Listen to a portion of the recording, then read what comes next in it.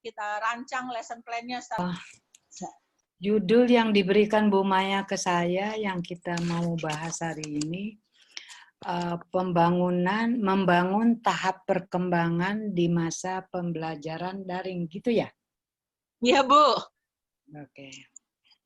Jadi bagaimana menyampaikan pembelajaran dikala guru tidak bertemu dengan muridnya.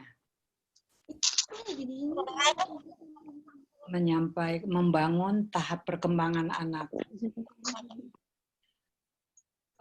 Yang dilakukan di Al-Falah adalah membangun orang tua untuk bisa menyampaikan lesson plan yang guru buat. Mereka yang menyampaikan kepada anak-anak mereka, dan lesson plan yang diberikan itu tujuannya untuk membangun tahap perkembangan anak. Sebetulnya ide dasarnya itu. Sederhana ya. Tidak menjadi sederhana dikala tahap perkembangan orang tua yang berbeda-beda. Nah, jadi Bu Maya, saya akan ceritakan apa yang Al-Falah lakukan ya. Iya, Bu. Guru-guru di Al-Falah juga sangat apa ya? Kalau saya umpamakan itu seperti orang berselancar di laut menghadapi banyak gelombang. Mereka coba jalan belok kiri, berselancar belok kiri, belok kanan. Tapi dikala ombak besar datang malah semangat. Ya, jadi persoalannya pengalaman kita 2 bulan ini memberikan lesson plan kepada orang tua sangat beragam. Dan di Al-Falah yang kita masih berjuang untuk memberikan lesson plan ini untuk dari baby house sampai kelas 4 SD itu tanpa gadget. Kita masih menghindari anak-anak bertemu dengan gadget selama belajar di rumah ini.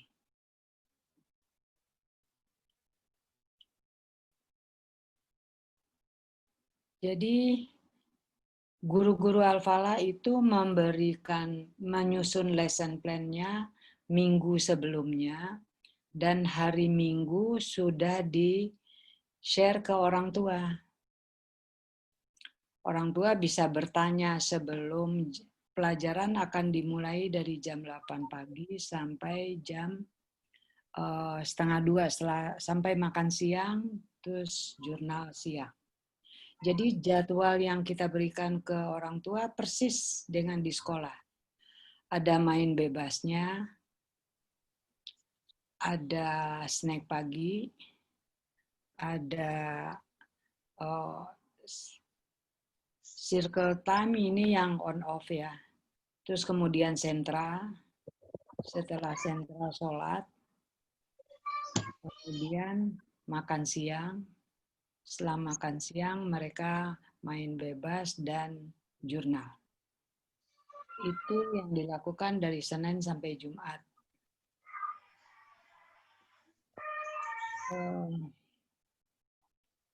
Bu Maya, saya belum biasa dengan Zoom ini ya. Oh iya, Bu. Kayak ngomong sendiri ya. Oh gitu, oke. Berarti saya nggak bisa diterima ya. Nah, iya, Bu. setelah itu diberlakukan, alhamdulillah di minggu-minggu terakhir ini orang tua jadi lebih bersemangat karena menemukan hal-hal yang menarik dikala mereka belajar bersama anak. Nah, yang menjadi kendala ada orang tua yang bekerja. Dan tentu akan menjadi sangat sulit dikala yang memberikan lesson plan itu atau pembantu, babysitter, atau tante, ada juga nenek, kakek yang diwakilkan, gitu ya. Nah itu semua hambatannya harus ditembus oleh guru. Saya tetap menyampaikan kepada guru, kalau mereka tidak terhubung dengan orang tua, ada juga orang tua baru minggu ketiga sudah bilang, kalau ini sampai bulan Juni aku angkat bendera putih, nggak sanggup. Nah itu saya bilang kegagalan guru, bukan salah orang tua. Kita harus bisa berkomunikasi dengan orang tua sedemikian rupa sehingga orang tua bisa merasakan program ini mereka bisa lakukan. Berarti kan guru harus tersambung dengan tahap perkembangan orang tua. Jadi apa kemampuan pertama yang harus dibangun oleh guru selama COVID ini? Kemampuan berkomunikasi dan membaca dampak komunikasi kita pada orang tua. Nggak mudah memang, tapi harus dilakukan kalau kita ingin berhasil. Jadi main bebas pagi itu dilakukan seperti di sekolah, jadi orang tua sesuai dengan tema yang kita berikan, mengajak main bebas di luar, terus juga main-main air gitu, macam-macam ya, apa aja yang seperti di sekolah sesuai lesson plan yang guru berikan. Jadi lesson plan yang guru berikan itu seperti yang sudah biasa Bu Maya buat ya. Jadi ada kegiatan, ada TFP. Jadi sekarang TFP diberikan kepada orang tua. Jadi apa artinya ini? Guru harus menyiapkan orang tua untuk menerima lesson plan ini. Nah, jadi itu tugas masing-masing guru kelompok, guru kelas. Sampai SD kelas 4 itu mereka boleh ada pertemuan dengan orang tua satu kelas untuk membahas lesson plan yang akan mereka terima ini. Main bebas itu macam-macam memang, mereka bisa melakukan apa saja di luar rumah. Ada cerita orang tua waktu anak main seperti bahan alam di luar rumah. Tangga semua pada datang, main apa itu? Oh, lucu ya main seperti itu. Terus mereka tanya, boleh nggak kalau ikutan? Nah itu hal-hal yang harus ditangani yang berbeda lagi ya. Tapi menarik justru. Jadi dari kesulitan itu bisa timbul hal-hal yang menyenangkan bagi orang tua. 3 minggu pertama itu masa sulit. 3 minggu kedua orang tua mulai mencoba belajar lebih jauh. Nah, minggu-minggu terakhir ini lebih dari 50% orang tua sudah nyaman. Jadi bisa Bu Maya. Oke. Nah, terus kemudian sentra. Nah, di 3 minggu pertama yang jadi kendala paling besar bagi orang tua adalah media. Kami mesti beli nih Bu Guru. Seperti di sekolah. Nah, itu akhirnya guru-guru mengajarkan daun-daun kering juga bisa dikumpulkan untuk jadi media di sentra. Jadi akhirnya tadi guru nggak menyadari hal ini, akhirnya mereka mulai membuat lesson plan yang medianya menyesuaikan dengan apa yang ada di rumah. Jadi guru minta ada apa saja yang bisa dipakai untuk main sentra di rumah. Sampai perlengkapan dapur, semua itu bisa keluar. Ya. Nah ini perjuangan guru untuk bisa mengajak orang tua jadi tim kita. Orang tua saking paniknya sampai ada yang bilang gini, ini kan tugas guru, kenapa diberikan ke kita sekarang? Lah ini bukan guru yang memaksa. Tapi guru nggak bilang seperti itu. Iya ya Bu, nggak mudah ya. Ibu bisa, kita kasih semangat aja. Selalu beri kata-kata positif ke orang tua.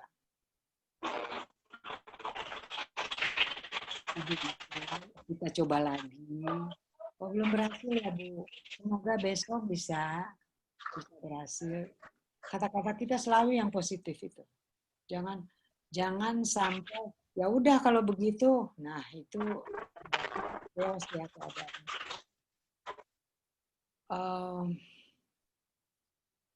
Sampai minggu keempat saya memperhatikan main peran orang di rumah itu lebih cenderung ke main perannya, memerankan peran-peran yang ada, tapi TFP belum kelihatan. Nah, itu kita bahas lagi. Guru kasih tahu lagi secara bertahap. Oh, begitu ya. Oh, jadi harus sampai anak itu belajar. Ya, kalau dia belajar, nanti apa yang dia pelajari itu ada di kerja mereka, itu yang membuat kemampuannya bertambah. Itu yang kita sebut tahap perkembangannya meningkat. Tapi kalau TFP itu tidak ada di kerja mereka, itu nggak belajar, itu hanya main. Tapi kita harus bisa menyampaikan hal ini ke orang tua melalui komunikasi yang sangat ringan gitu, yang nggak membuat mereka kecewa. Ya, tema harus dipilih. Jadi waktu minggu ketiga, setelah minggu-minggu yang 3 minggu yang kedua, itu guru mulai mencoba temanya rumah sekolah. Dan tema itu dekat dengan orang tua. Jadi waktu kasih kita tema lautan, itu sulit banget. Karena itu memang jadwal guru. Terus kita rapat lagi. Temanya, iya berarti orang tua harus belajar tentang laut dangkal, laut sedang, laut dalam ya. Kapan belajarnya harus main sama anak. Jadi waktu temanya kita ganti menjadi rumah sekolah, itu orang tua nyambung banget. Dan kegiatannya langsung mereka bisa paham yang dibuat oleh guru. Dan itu sentra lebih jalan. Jadi di situ kita pelajari bahwa tema-tema yang kita pilih memang harus disesuaikan dengan keadaan sekarang. Nggak bisa menurut jadwal yang kita sudah rancang 1 tahun di waktu kita raker dulu di awal tahun ajaran. Jadi itu, nah kita ada pagi itu ada tadarus, itu tetap kita jalankan. Jadi ada tadarusnya, tapi orang tua juga, saya nggak bisa tadarus bersama anak.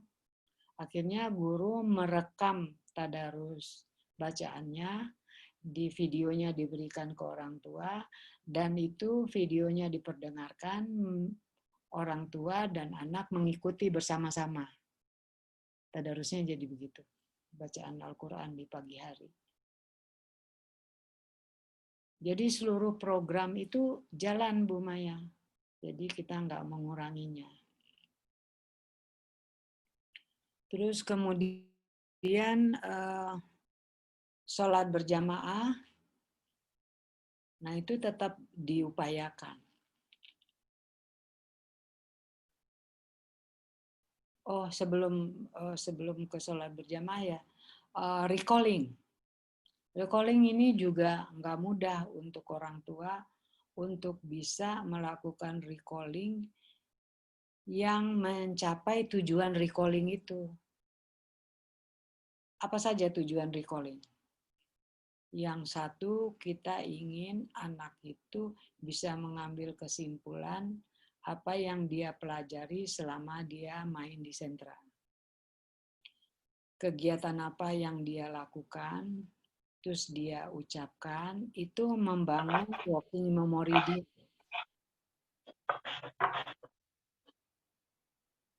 Jadi kemudian yang dibangun lagi di recalling itu kemampuan berbahasa. Jadi dia menyampaikan dengan susunan kalimatnya tentang apa yang sudah dia lakukan. Itu kan harus diamati guru dengan serius. Terus kemudian 18 sikap tentang kejujuran. Dia harus ucapkan apa yang dia lakukan. Guru harus teliti hal itu. Pernah ada anak yang mengucapkan yang dia tidak lakukan, temannya bicara. Itu tadi aku yang lakukan, kamu lakukannya ini, dia sebut. Oh iya, aku salah, aku lupa, dan dia perbaiki. Di situ anak juga dibangun kemampuannya menerima feedback dan memberi feedback. Jadi recalling itu banyak sekali kemampuan-kemampuan yang dibangun di anak.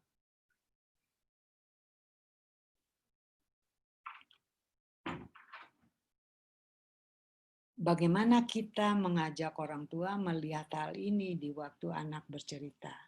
Itu juga tidak mudah, tapi harus kita capai. Yang ini yang harus guru perhatikan. Kalau kita tidak berhasil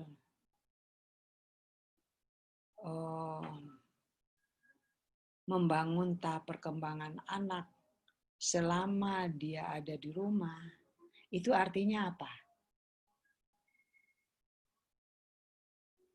Pembangunan sel otak anak itu berlangsung terus-menerus. Kalau dia nggak mendapat main yang bermutu, pijakan yang bermutu, sel otaknya kan seperti nggak mendapat rangsangan ya. Dan mielin-mielin itu tidak terbangun, bayangkan berapa lama dia harus di rumah. Tahap perkembangannya nanti masuk bisa sama seperti waktu dia terakhir sekolah. Itu yang sangat kita sayangkan. Itu yang membuat guru mau berjuang sebisa mungkin untuk membuat tahap perkembangan sel otak ini terus berlangsung. Itu tugas yang sangat mulia dari guru. Tapi kalau kita sudah niat, Allah akan menolong.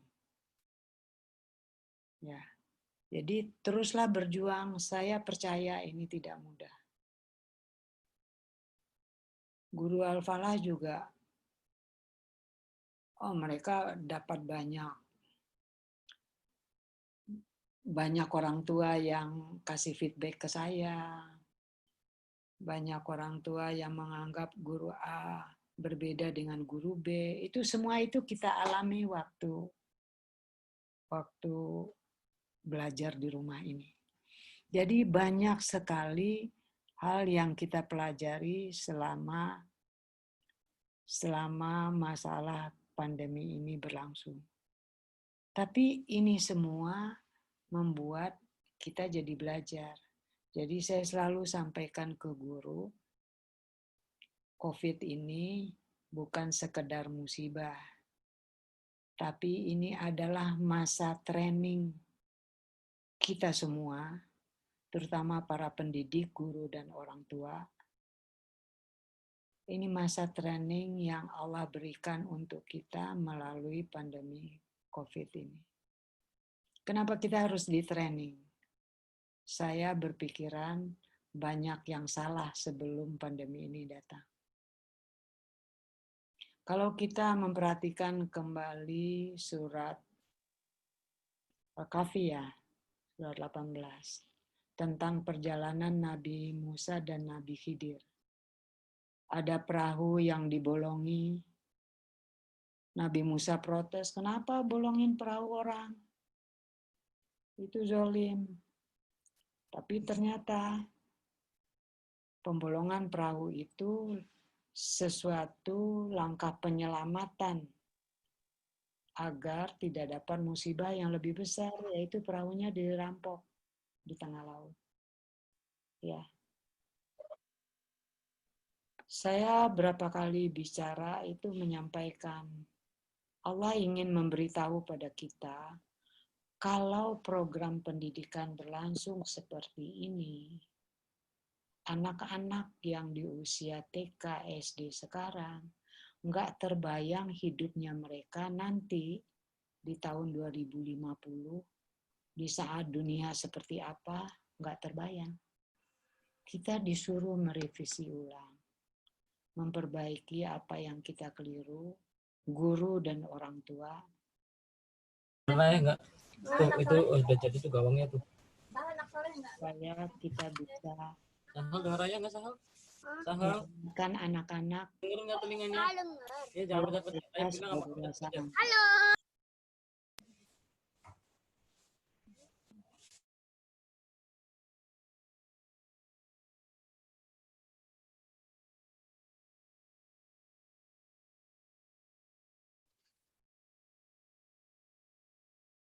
Evaluasi apa yang kita lakukan sebelum.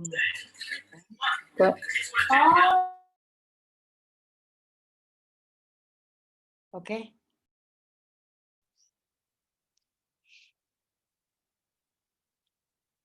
Suara saya terdengar? Ya Bu, kedengeran. Tadi sempat mati sedikit, unmute sedikit, tapi udah langsung. Oke. Ya. Ya, saya ulang ya. Ya Bu. Jadi COVID ini saya menganggapnya masa training untuk kita. Jadi guru dan orang tua harus mengevaluasi ulang apa yang sudah kita lakukan pada anak sebelum COVID ini datang. Jadi Bu Maya, program Al-Falah setelah COVID ini berubah banyak. Kita sudah membuat, setelah evaluasi, kita membuat rencana baru untuk program yang akan datang. Bagaimana cara menyusun tema, bagaimana menyusun kegiatan, kegiatan di luar, dan pertanian akan mengambil porsi yang besar. Waktu COVID ini, apa yang kelihatan dengan jelas? Kemampuan-kemampuan yang tidak dimiliki oleh orang dewasa sekarang. Karena itu tidak ada di pendidikan mereka dulu. Yaitu kemampuan memenuhi kebutuhan dasar mereka sendiri. Kebutuhan dasar manusia itu apa sih? Makan, tidur, pakaian. Itu 3 aja. Kenapa? Enggak Bu, terus Bu, silakan Bu. 3 kebutuhan dasar, masih banyak yang lain ya. 3 kebutuhan dasar itu aja kita perlu bantuan yang banyak supaya hidup kita nyaman. Perlu pembantu, perlu babysitter, perlu pembantu pulang, mall, restoran penuh.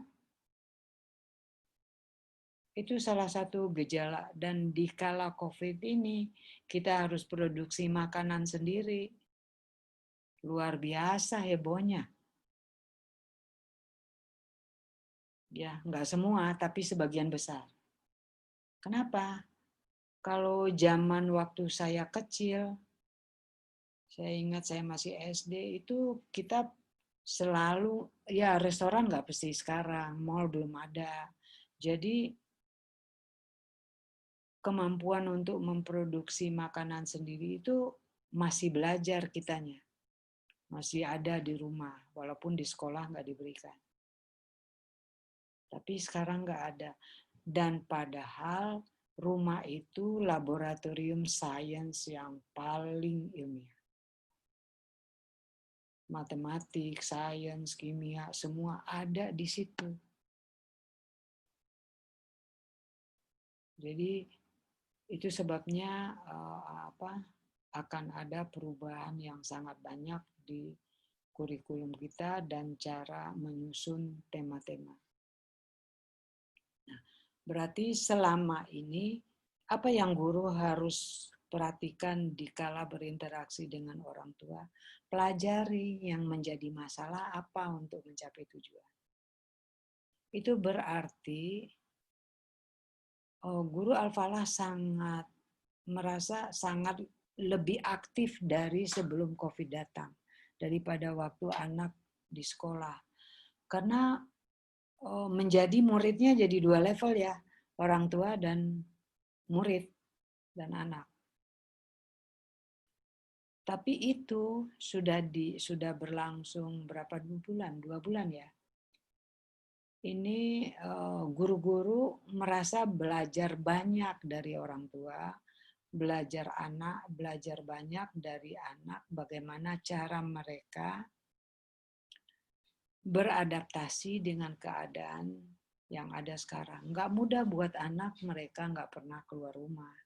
Tapi bagaimana kita menembus hal-hal yang negatif buat anak itu menjadi sesuatu yang menyenangkan.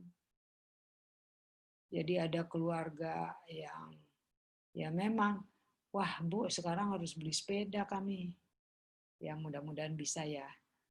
Untuk main bebas di luar, banyak sekali upaya yang dilakukan orang tua, karena itu menjadi intermezzo yang sangat positif bagi anak, karena mereka di rumah sekian lama.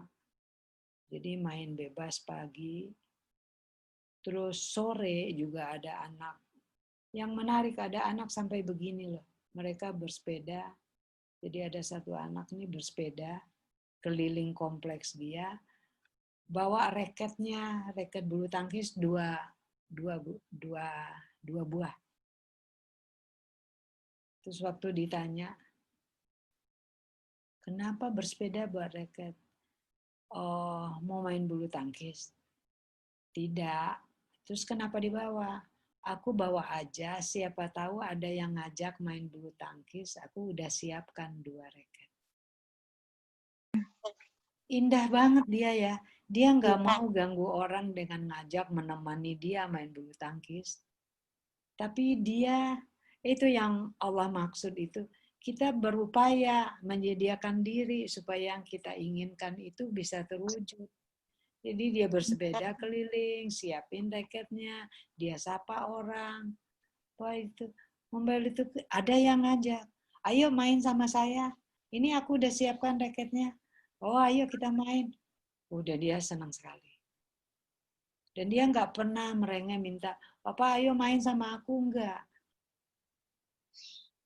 Itu modal hidup yang sangat positif untuk dia nanti. Dan COVID ini bisa membangun itu. Ya, dia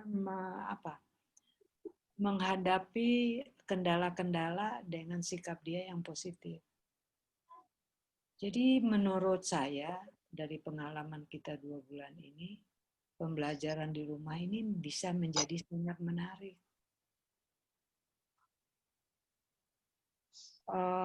Waktu Ramadan, kita punya program tadarus, dan sudah selesai, kalau sudah selesai juz 2930 itu ditampilkan anak bacaannya di depan orang tua. Tadinya guru-guru, apakah hilang Bu program tadarus kita? Tidak, tetap ada. Jadi anak-anak baca online. Apa yang kita lakukan kalau anak kelas 1-4 nggak bisa baca Al-Quran di Zoom bergantian yang rapi gitu. Karena mereka belum menguasai alatnya. Direkam bacaan mereka, terus kita bikin medley, terus ditayangkan, terus mereka nonton, dan itu sangat menyenangkan untuk mereka. Mereka lihat bacaan mereka, hafalan mereka. Jadi tadarus kita berikut acara khatamannya tetap berlangsung. Dan termasuk tetap takbiran Bu Maya. Itu tetap jalan.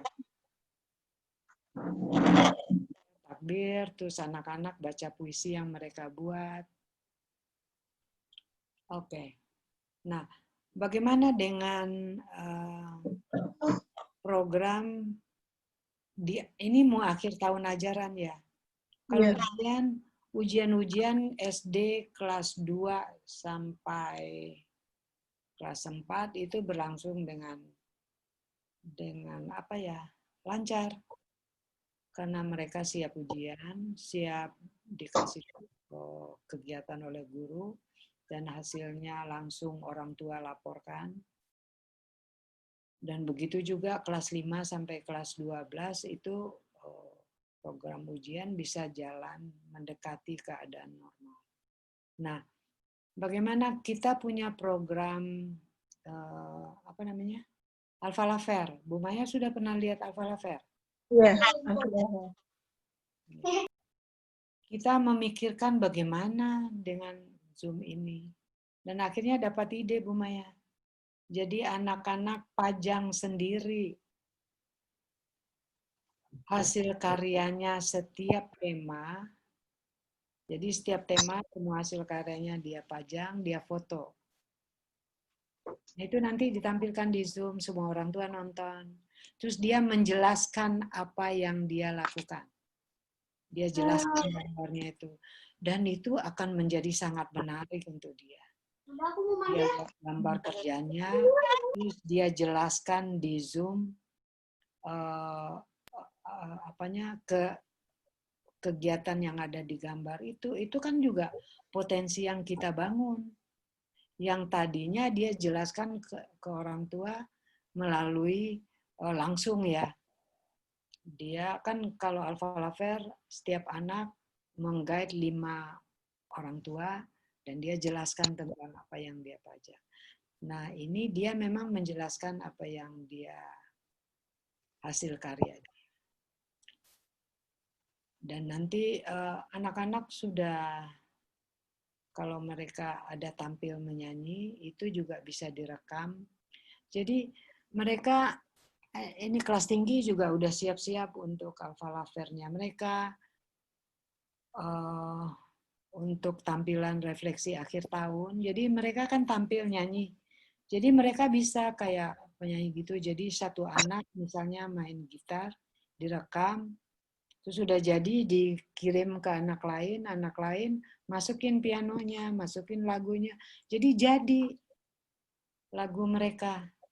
Jadi itu membangun kemampuan mereka di bidang yang berbeda dengan selama di sekolah. Jadi bagaimana Allah itu maha benar ya, kesulitan itu yang Allah berikan kepada hidup kita, itu cara Allah membuat hambanya lebih pintar.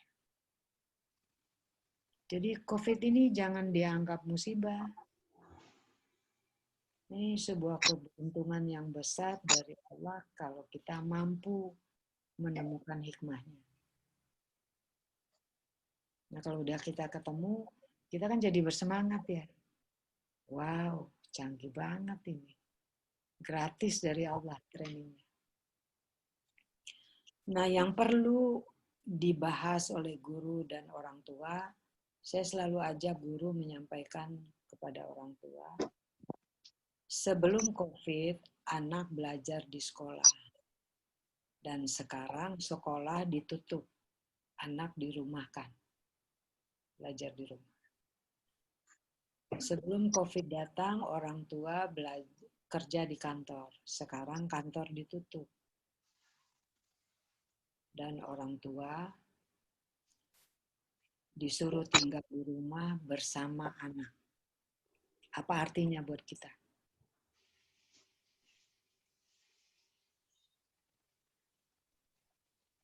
Harusnya kita merasa sangat bahagia ya, disuruh tinggal di rumah bersama anak yang katanya kita sangat sayang. Tapi kalau ada orang tua mengeluh, aduh bosan, capek, kapan ini bisa balik? Itu berarti nggak menemukan hikmahnya. Apa maksud Allah suruh orang tua bersama anak tidak pergi, suruh berkumpul? Nah, saya ingin kembali ini materi PPOT 2, Bu Maya, kalau mau diingat. Zaman Nabi Adam, ada sekolah nggak sih? Nggak ada. Nggak ada lah. Siapa yang mau sekolah, siapa yang jadi guru? Zaman Nabi Nuh udah ada sekolah belum? Belum. Belum ada juga. Nah, Gardner menulis di bukunya, zaman dulu itu waktu orang masih hidup berpindah-pindah, Jadi tinggal di satu tempat, sumber makanan di situ sudah habis, mereka pindah lagi ke tempat lain, semua dibawa. Zaman itu kan anak dididik langsung oleh orang tua.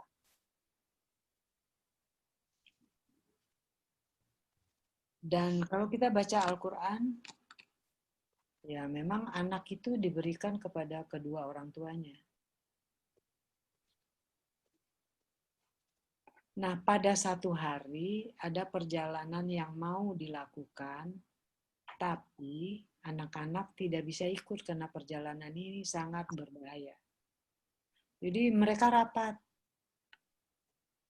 Gimana supaya anak-anak aman? Akhirnya dipilih beberapa orang untuk tinggal di tempat yang lama dan anak-anak ditinggal bersama mereka. Itu pertama kali di dunia anak diasuh oleh orang yang bukan orang tua mereka. Nah, tapi setelah itu manusia kalau udah coba satu kali jadi merasa itu solusi. Jadi begitu ada keadaan yang sama, mereka udah langsung ada cara itu.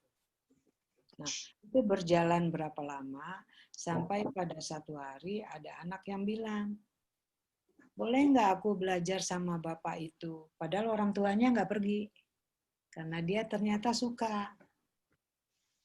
Ternyata bapak itu mengajar dia lebih lah daripada orang tuanya. Terus dibolehkan oleh orang tua. Bapaknya mau nggak? Mau. Ikut. Berlangsung kan. Lama-lama ada anak lain yang ikut. Tambah lama tambah banyak, terus mulai diatur jadwalnya, mulai dibuat aturan. Itu awalnya anak belajar dengan orang yang bukan orang tuanya. Nah, setelah itu dengan cepat berkembang menjadi sekolah. Dan sekolah berkembang menjadi seperti sekarang. Zaman saya sekolah beda banget Bu Maya, nggak seperti sekarang. Sekolah itu berkembang menjadi seperti sekarang, itu semua sejalan atau berbanding lurus dengan kebutuhan orang tua. Sampai saat ini orang tua menganggap memang anak harus belajar di sekolah. Jadi begitu dirumahkan, waduh kenapa mendadak aku harus jadi guru?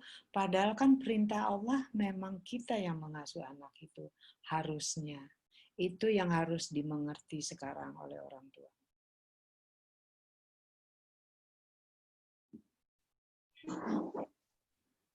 Kalau orang tua ingin, misalnya orang tuanya S3 nih, saya sering bilang begini ya. Kalau ingin anaknya dididik oleh orang lain menggantikan posisi dia harus cari penggantinya S3 juga. Kalau enggak anaknya nanti lapor sama orang. Ibuku S-nya banyak. Ini kan ada orang tua ya Bu Maya? Ada Bu. Ibuku S-nya banyak. Tapi aku enggak mendapat manfaat dari S-nya ibu saya yang banyak itu. Saya diasuh oleh orang di rumah yang nggak ada S-nya. Babysitter atau pembantu. Jadi aku nggak mendapat manfaat dari hasil belajar ibuku, orang tuaku. Ya ini yang harus kita pikirkan sekarang, kita evaluasi. Jadi pendidikan itu zaman dulu, zaman era industri, itu pendidikan didesain sesuai dengan kebutuhan industri. Pabrik-pabrik, kantor-kantor. Oh, saya pesan lulusan yang seperti ini ya. Dan program sekolah disesuaikan dengan itu. Dan itu masih diteruskan sampai sekarang ya. Itu yang ada SMK. Sekarang kayak keuangan bikin perguruan sendiri. Telkom bikin sendiri. Itu sesuai dengan kebutuhan kerja. Bukan seperti kebutuhan anak. Kita sudah belajar kan bahwa anak lahir itu punya potensi masing-masingnya. Dan program pendidikan dia harusnya disesuaikan dengan potensi yang dibawa. Kombinasi gennya beda. Kombinasi gen itu ditetapkan oleh Allah, bukan oleh orang tua. Dan kita diberi anak dengan kombinasi gen yang Allah tetapkan, itu sebagai ujian untuk kita.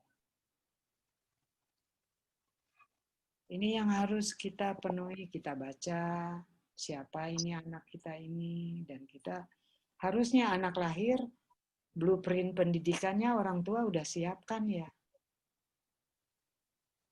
Ingin kita dengan potensi yang dia punya, kita ingin mendidik dia menjadi orang seperti apa. Allah mengatakan menciptakan manusia untuk menjadi khalifah di muka bumi. Menjadi khalifah di muka bumi ini kan kerjaannya macam-macam.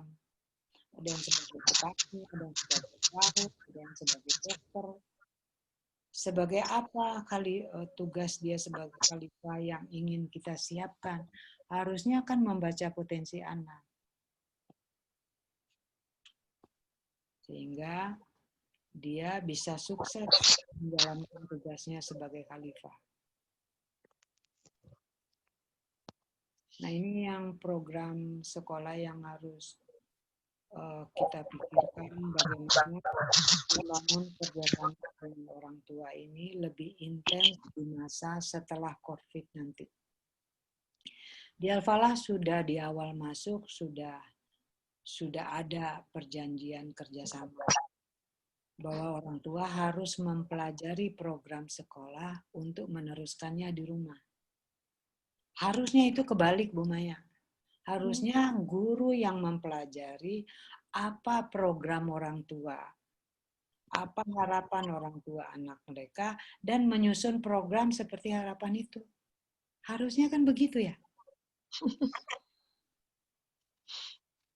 Nah, di Amerika untuk mendukung ini, sekolah yang diberi akreditasi itu hanya sekolah yang parentingnya jalan.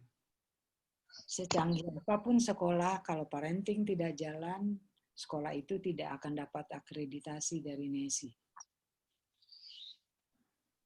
Nah, kita dasar pemberian akreditasi belum itu ya. Jadi di Al-Falah setelah COVID itu akan lebih diutamakan. Mengajak orang tua bekerja sama menyusun blueprint pendidikan anak, seperti apa harapan mereka, dan itu maknanya apa. Jadi apa yang kita lakukan bersama. Saya bilang itu perjanjian kerjasama yang paling sulit dari semua MOU yang ada di dunia ini. Kebayang nggak, Bu Maya? Iya, Bu. Jadi apa kemampuan guru untuk menjalankan program kerjasama ini?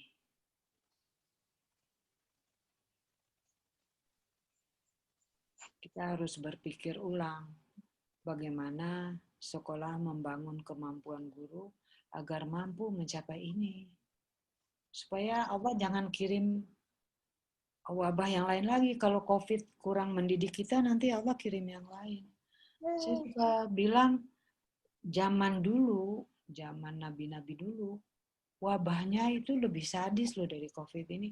Ini COVID ini baru membuat kita hanya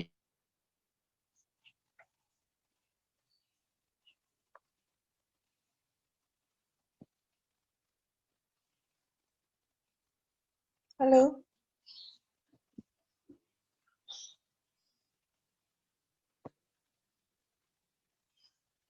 Bu Ismi.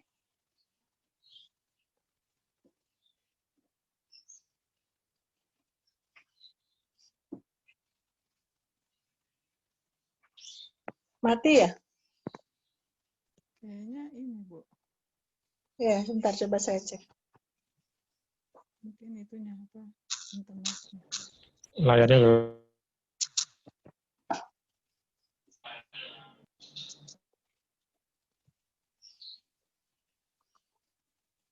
Sebelum ya? Belum.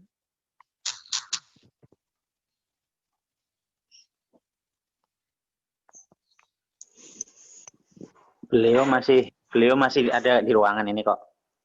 Masih ada ya, tapi belum. Iya, masih ada sih. Masih ada sih. Saya WA-nya mati, off dua-duanya. Bu Elin mati, Bu Ismi juga mati, juga off semua.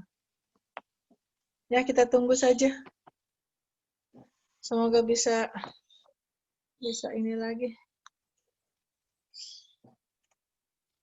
Ya, Bapak Ibu sekalian, subhanallah ya. Baru sebentar saja. Yang mau ayam, Halo Bu Ismi. ayam dulu kali. Halo Bu Ismi. Nyambung nggak Bu? Halo?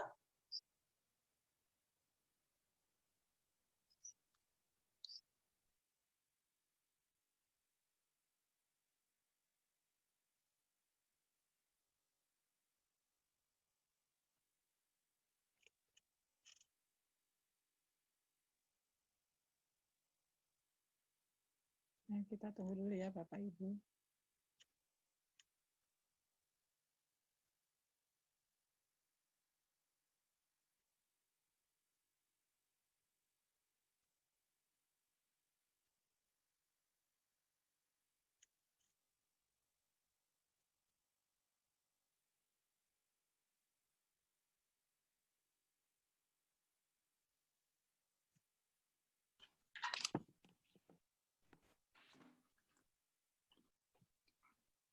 Sudah bisa bicara?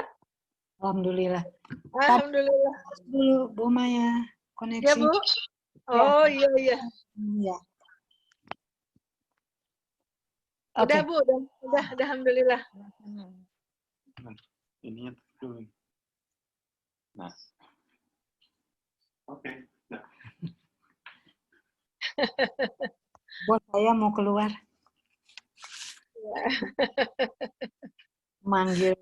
Manggil ininya dulu. Iya Bu. Oke. Tadi saya ngomong apa ya? Tentang Apa? Pelajaran Ini, dari COVID. kalau COVID-nya, kalau Allah bisa kasih lebih. ya. Jadi cobaan kalau kita baca di Al-Quran, Allah kasih ke para nabi itu kan macam-macam ya. Ada yang tanahnya sampai dibalik, ada macam. Jadi kalau menurut saya COVID ini ya memang ada yang meninggal banyak ya.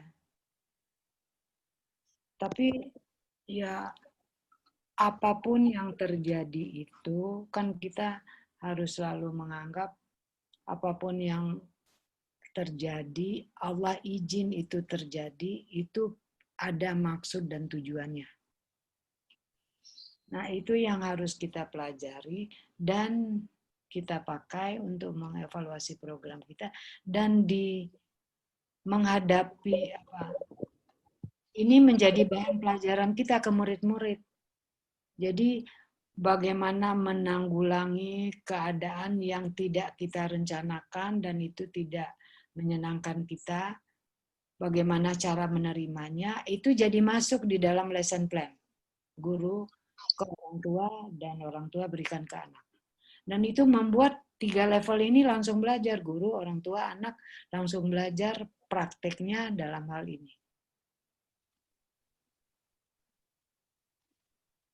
Jadi COVID ini kalau saya bilang membantu kita belajar bagaimana hidup menginjak kaki di bumi. Jangan melayang-layang. Ya, jadi sekarang kita bisa melihat, oh bisa loh. Ini nyata banget di hadapan kita. Bisa ada kejadian yang di luar rencana kita. Dan heboh. Nah sekarang balik. Guru dalam membangun Selesai. perhatikan hal ini. Halo.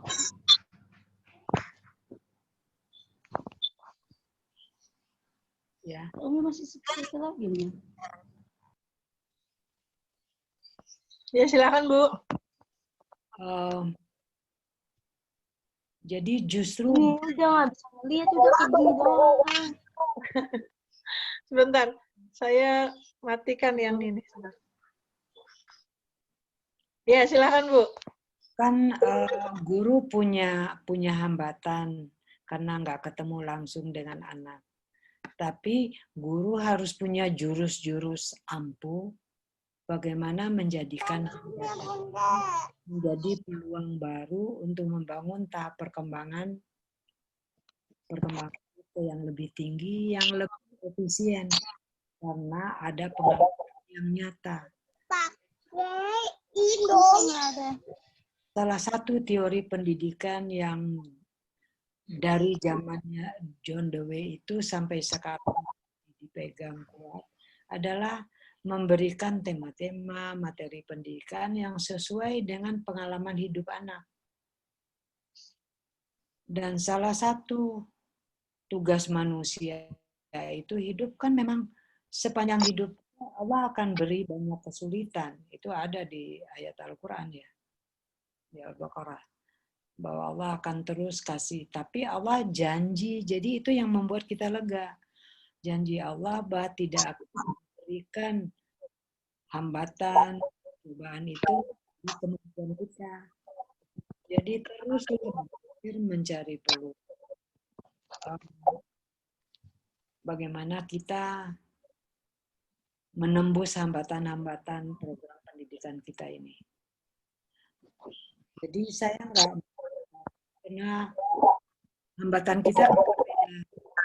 Murid, orang tua dengan Baitul Mal kan berbeda ya Bu Maya. Jadi saya hanya mengajak kita memikirkan itu. Tapi saya kasih tahu bagaimana guru-guru Al-Falah mempelajari hambatannya dan menembus hambatan itu supaya menjadi bahan pembelajaran yang menarik malah. Dan banyak ada orang tua yang menyadari, ya nak, aku sekarang akan berjuang dengan kamu ini, memanfaatkan kesempatan ini. Karena ada saatnya kamu nggak mau lagi dekat ayah. Ya, anak kalau udah SMP dia udah pergi sama temannya. Kalau SMA dia sudah kuliah. Apalagi kalau udah menikah, udah menjadi. Jadi selama ini justru ada yang mendapat pemikiran bahwa ini justru peluang terbaik dia untuk dekat dengan anak. Dan setelah ini bagaimana membuat jadwal orang tua supaya kita bisa makan malam bersama. Yang itu sekarang sangat mahal untuk anak. Makan bersama dengan ayah ibunya di rumah. Makan malam bersama. Kalau makan siang mungkin kalau dia mereka makan di sekolah ya sama guru. Tapi makan malam dia sama siapa kalau jalanan macet? Orang tua pulang malam. Kadang-kadang malah banyak orang tua saya lihat makan di restoran baru pulang ke rumah. Jelas nggak makan malam bersama anak. Ya. Nah, itu jadi waktu tema rumah dan sekolah itu menjembatani sekali. Jadi kegiatan satu hari dibuat. Bagaimana itu dijalankan. Dan orang tua waktu recalling saling bertanya dengan anak. Bagaimana perasaannya waktu kita makan bersama. Dan itu kan bisa keluar. Dan alhamdulillah orang tua dapat feedback yang banyak dari anak. Ada orang tua yang begini, waktu udah tata sentra, udah lingkungan main, udah seperti apa yang guru sampaikan. Terus waktu main, dia seperti mainnya nggak semangat gitu. Ayo mari kita main, kata orang tua. Aku nggak suka sentra mama. Sentra mama, nggak suka. Aku sukanya sentra guru. Sentra mama sama sentra guru berbeda. apa bedanya? Alat mainnya beda. Aku nggak suka katanya. Terus kan muka mamanya jadi sedih ya. Terus anaknya lihat. Tapi aku tetap kok sayang mama. Lalu kan berdua. Itu kan menjadi ada ketemu masa-masa yang indah di antara kesulitan. Nah, ini yang guru harus bangun dengan orang tua. Jadi anak itu akan berkembang tergantung seberapa sukses guru menjalin hubungan dengan orang tua selama belajar di rumah. Karena seluruh program itu yang dibuat guru dijalankan oleh orang tua di rumah. Nah, kita berjuang dari baby house sampai kelas 4 SD, anak-anak bebas dari gadget. Tapi orang tua komunikasi perlu kasih tahu ke guru. Jadi bisa Bu Maya. Jadi setelah disetting lingkungan main di rumah, guru foto atau kasih lihat ke guru, ke orang tua kasih lihat ke guru. Terus guru lihat, nah guru bisa kasih komentar. Ini tujuannya apa dengan pijakan, 4 pijakan yang kita punya. Nah bicaranya ke orang tua juga tetap pakai pijakan.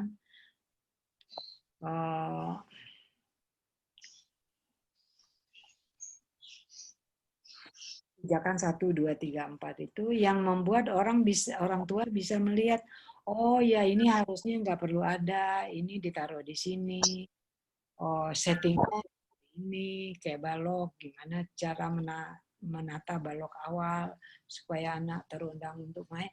Nah itu mesti dibangun Bu Maya oleh guru. Iya.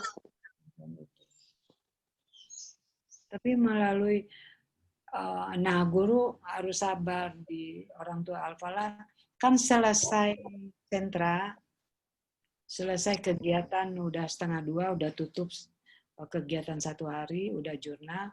Nah itu orang tua foto dan lapor ke guru kegiatan tadi gimana jalannya. Nanti guru kasih feedback ke orang tua. Nah begitu setiap hari. Jadi heboh ya. Kebayang nggak heboh banget? Iya. Nah, lebih heboh lagi ada orang tua yang lapornya jam 11 malam. Jam 9 kayak gitu. Nah, kalau udah lewat jam 9 guru nggak baca malam, bacanya besok pagi. Jadi guru harus bangun lebih pagi untuk baca report orang tua supaya udah diberi feedback sebelum mulai program hari ini. Begitu. Nah, hari Sabtu kita rapat deh bahas semua itu dari BBL sampai kelas 12. Dan guru-guru saling berbagi pengalaman.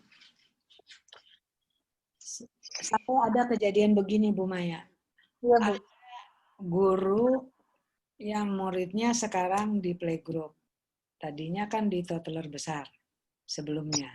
Nah, hubungan orang tua ini dengan guru di toddler besar itu intens ya, jalan bagus. Di playgroup ini terkunci. Jadi orang tuanya malas lapor, enggak semangat. Nah itu, jadi guru ini minta tolong sama guru di baby house. Ada apa dengan saya? Kok dia terhubung sama Anda, tapi sama saya enggak begitu. Guru di baby house bantu telepon orang tua, ngobrol, bantu lesson plan-nya, buka sama ini masalahnya di mana. Terus dijemputkan, terus sudah selesai, sudah tersambung, ngobrol bertiga di Zoom. Nah, guru ini belajar bagaimana guru baby house belajar. Karena setiap orang punya aura sendiri ya. Jadi Karakter ya. yang cocok sama guru ini bicaranya deh. Nah, guru ini mempelajari, sekarang udah mesra Bu Maya. Jadi itu bagian-bagian yang harus kita urus di dalam ini. Ada juga orang tua yang ngomongnya malah ke saya, udah bikin laporan, terus gurunya suruh ulang. Ini aja udah setengah mati suruh ulang. Nah itu komunikasi guru harus sesuai dengan komunikasi keadaan orang tua. Jadi gurunya maksudnya ini kurang baik, nggak mencapai target kan, harusnya bisa ditingkatkan lagi. Nah gurunya kan bahasanya harusnya apakah ini sudah cukup? Apakah anak bisa dapat lebihnya? Oh, mungkin sih menurut ibu. Apakah ibu mau coba? Jadi ibunya yang bikin keputusan dia mau coba lagi atau tidak, bukan guru yang nyuruh. Nah, ini kendala-kendala yang timbul dari kegiatan ini yang harus kita selesaikan.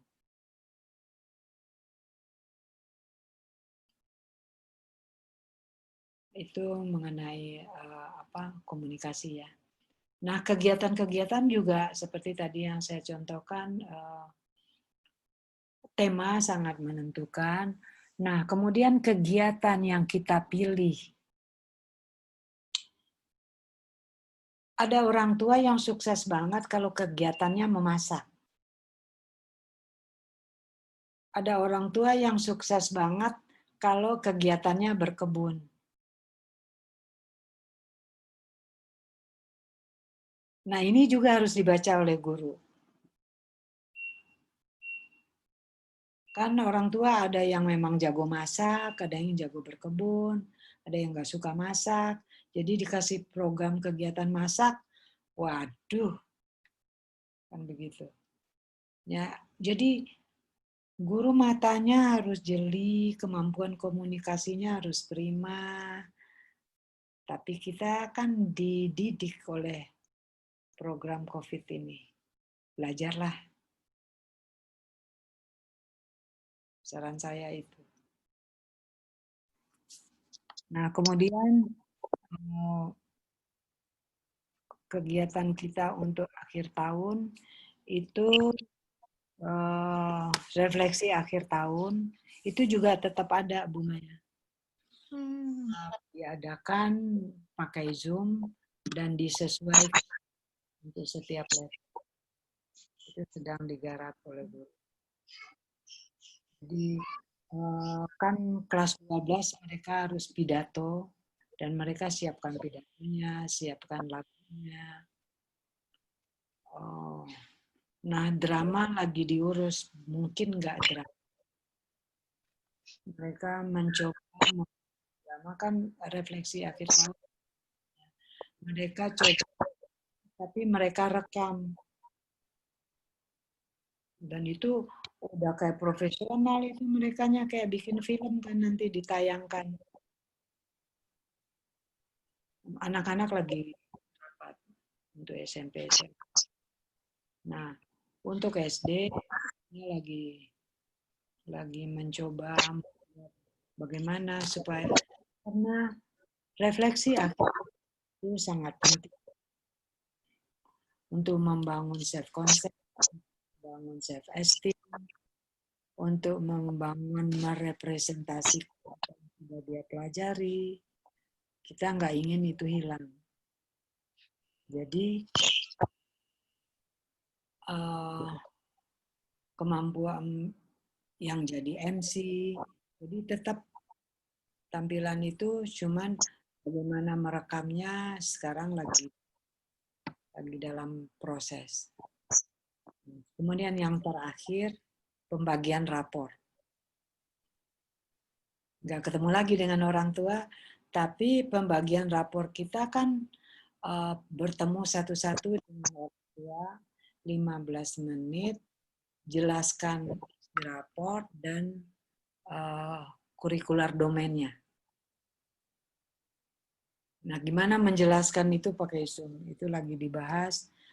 Tapi kita sangat berjuang supaya program di waktu COVID ini tidak lebih kurang daripada program waktu anak datang ke sekolah. Itu sebuah perjuangan dan kita berniat begitu dan kita yakin Allah akan membantu untuk mencapai hasil yang terbaik yang kita mampu. Sehingga usia anak dari bulan bulan Maret ya, sampai bulan Juni ini, tahap perkembangannya mereka tetap ada. Itu yang sekarang lagi dirumuskan guru, apa tahap perkembangannya bertambah di semester. Kalau semester 1 kita kan udah punya. Itu menentukan keberhasilan program kita. Target raker di tahun lalu enggak? Tahap perkembangan mereka. Nah, itu ujian buat para guru. Kalau tahap perkembangannya nggak meningkat banyak, berarti kerjanya nggak memadai. Itu evaluasi buat kita sendiri. Hal ini juga kita sampaikan ke orang tua untuk evaluasi bersama. Dan kita jelaskan apa artinya buat anak. Umurnya mereka bertambah selama 5 bulan ini, 4 bulan ya, sampai bulan Juni. 4 bulan ini, tapi kemajuan yang dia capai hanya seperti umur 1 bulan, itu anaknya rugi. Semoga Allah memaafkan kita. Jadi, kita berjuang untuk mengisi rapor itu. Guru berhasil memasukkan nilai-nilai yang akurat yang menampilkan pekerjaan kita, bukan membagus-baguskannya supaya orang tua nyaman. Guru apalah bersiap dapat ketidaknyamanan dikala hasil rapor nggak sesuai harapan. Tapi kini akan dibilang sebagai hasil kerja kita bersama. Tapi saya, tim guru tetap berkata, kalau orang tua nggak berkembang, berarti gurunya nggak kerja. Saya anggapnya begitu. Saya udah lakukan ini, tapi nggak ada hasil, nggak kerja.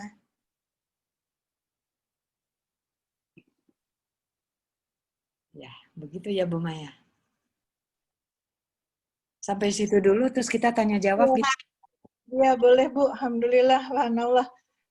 Teman-teman yang mau tanya jawab boleh nulis, nanti saya yang bacakan. Sambil menunggu pertanyaan teman-teman, sebenarnya ada perkataan Ibu yang, ya ada banyak sih perkataan Ibu yang kayaknya menusuk di dalam hati, dalam banget. Iya, salah satunya yang mengatakan apa? Bahwa domain itu melin di otak anak itu berkembang tiap harinya. Kalau selama 6 bulan ternyata perkembangan melin yang ada di otak anak tidak bertambah atau tidak maksimal, berarti ada yang salah gitu. Ada yang salah di gurunya itu orang tua sama guru jadi di sekolah ya, yang tidak memahami anak gitu. Dan bahwa kenyataannya memang di mindset kita sejak saya lahir belajar itu di sekolah, Bu. Orang tua memang menitipkan. Jadi mindsetnya itu udah tertanam banget bahwa tanggung jawab utama belajar itu ya di sekolah gitu. Orang tua sudah menitipkan itu sama ini. Jadi ketika Ibu bilang Allah lagi kasih COVID untuk kita untuk pelajari, jangan-jangan memang ada yang salah di pola kita selama ini gitu. Itu kayaknya ini ya, sebagai orang tua saya juga terutama ya, sebagai orang tua, sebagai guru, itu dalam banget gitu. Dalam banget di dada dan di kepala ini gitu. Mungkin Ibu bisa lebih memperkuat lagi, karena kadang-kadang ya namanya keterbatasan penangkapan ya, keterbatasan pengalaman, keterbatasan experience itu tidak maksimal ketika menangkap maksud dan kata Ibu gitu. Boleh bisa tentang 3 hal itu Bu, tentang melin, tentang tugas orang tua dan tentang COVID mungkin bisa lebih ini kan. Ya, ini kita tarik mundur dari awal sebelum orang tua menikah. Saya dulu pernah mengundang teman saya, waktu itu dia direktur TVRI ya. Saya undang dia memang S3 komunikasi massa di Amerika. Saya undang dia untuk pernikahan adik saya. Jawabnya itu loh Bu Maya, saya nggak lupa sampai sekarang. Padahal itu berapa? 35 tahun yang lalu. Dia baca surat undangannya, terus dia ngomong, kayaknya tulisan itu ada di sana gitu. Menikah kita ya, Wismi, dia orang Medan. Jadi bahasanya gitu. Menikah orang, menikah kita ya. Beranak orang, beranak kita. Loh kok itu sih? Saya bilang, tapi saya ingat. Jadi maksudnya dia itu untuk mengasih tahu, jangan sampai pernikahan ini cuman sekedar udah cukup umur, kita jatuh cinta, terus kita menikah, terus kalau menikah punya anak. Hanya itu.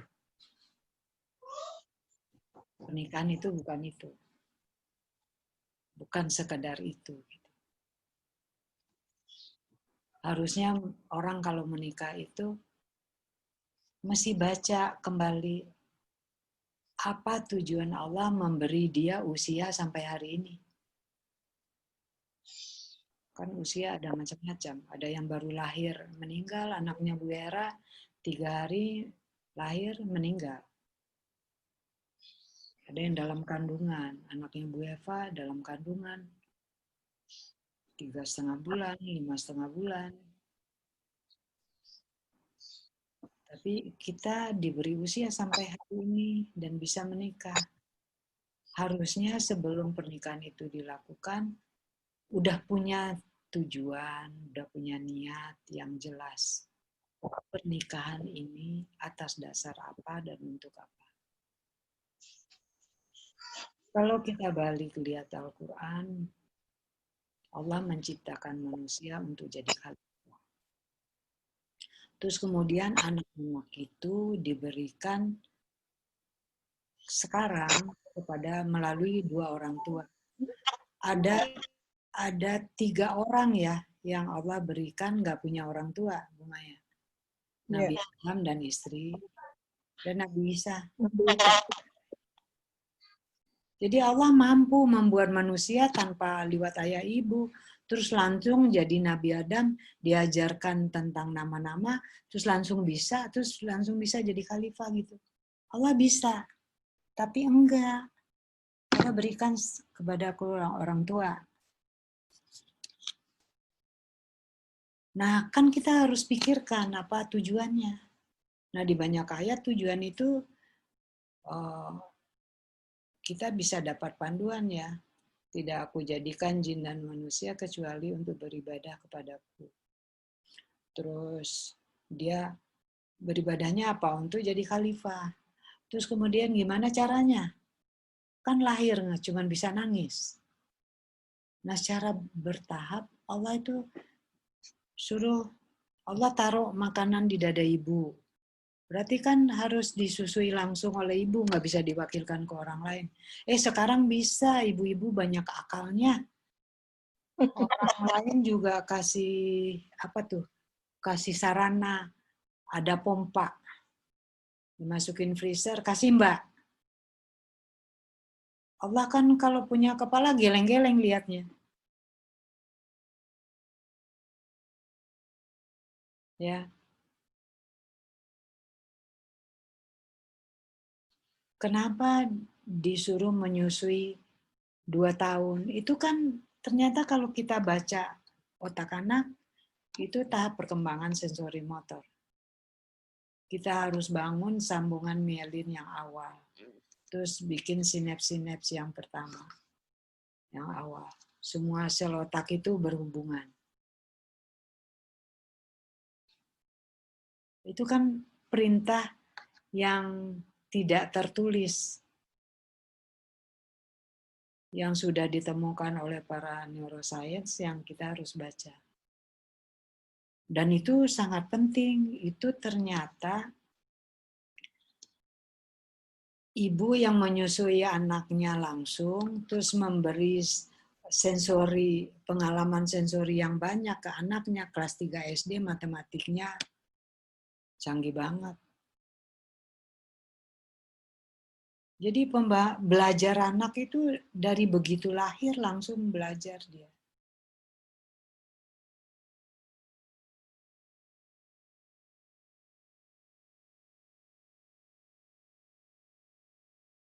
Nah, kita udah bahas tentang 2, 7 tahun, 7, 11 tahun, 11, 18 tahun. Itu sebetulnya pendidikannya dilakukan oleh orang tua. Cuman sekarang karena ada sekolah, jadi orang tua dibantu deh oleh sekolah. Harusnya dibantunya kan cuman di jam sekolah. Di luar jam sekolah harusnya orang tua kan menyambut anak itu lagi untuk diteruskan pembangunan melinnya sampai dia tidur.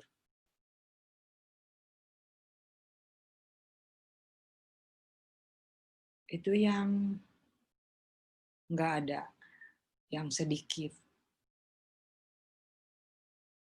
Jadi kalau saya lihat jalanan macet, restoran penuh sampai malam, itu saya lihat berapa anak yang makan malamnya tidak bersama orang tua. Jadi pendidikan bahwa anak itu dididik orang tua, perintah Allah itu bisa kita baca di ayat-ayat Allah yang ada di anak itu yang dibaca Piaget, yang membuat dia sangat merubah wajah pendidikan dari tahun 1960 menjadi seperti sekarang. Ini yang harus kita pelajari selama COVID ini. Kenapa COVID ini menyebabkan orang tua dirumahkan bersama anak, sama-sama loh dampaknya. Allah bisa kasih cobaan lain yang bentuknya beda.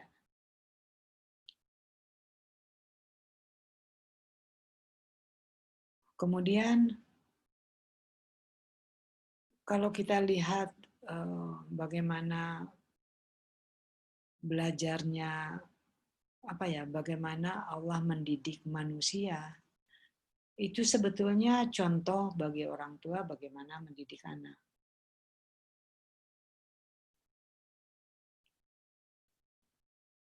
Jadi kelihatan nyata ya, lumayan bahwa anak-anak itu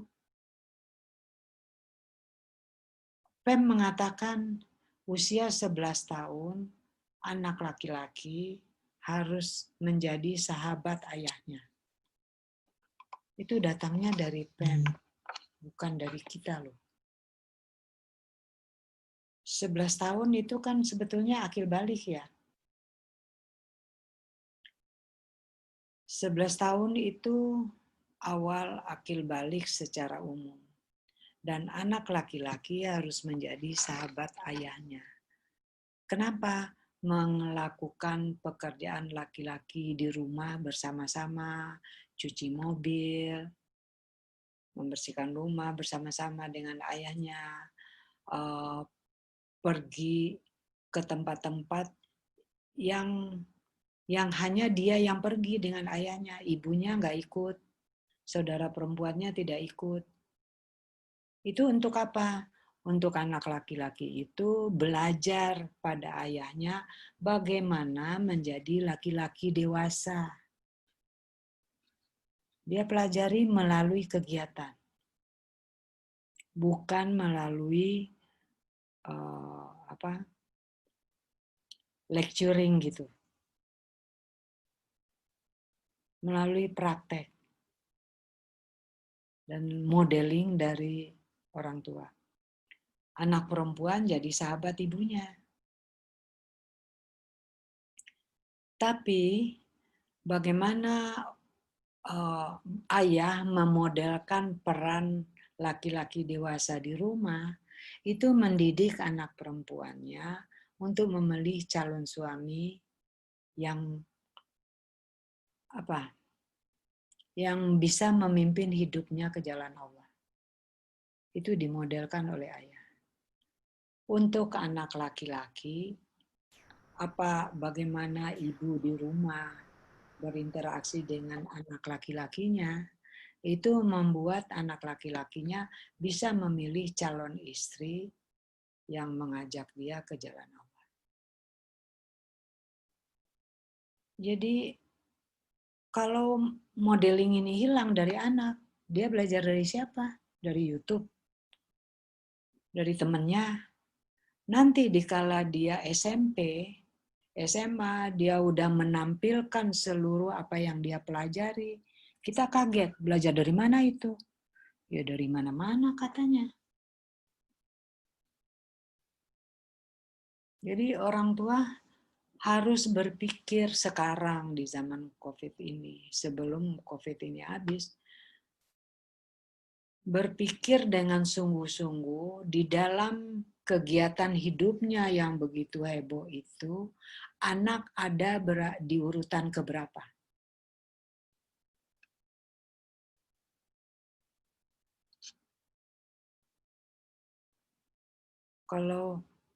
Kalau dia segala-galanya untuk kita, buktinya apa?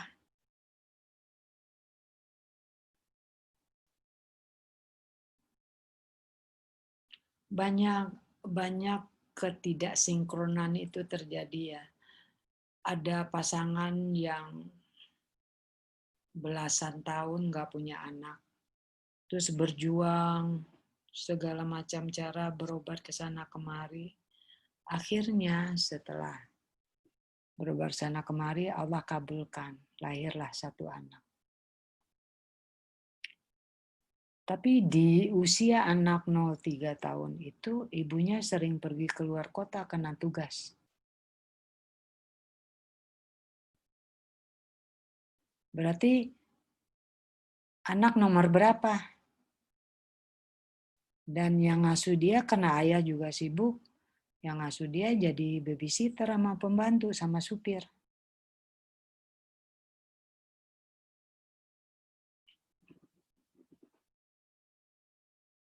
Dan berbeda kalau jadi di Al-Falah ada orang tua yang akhirnya harus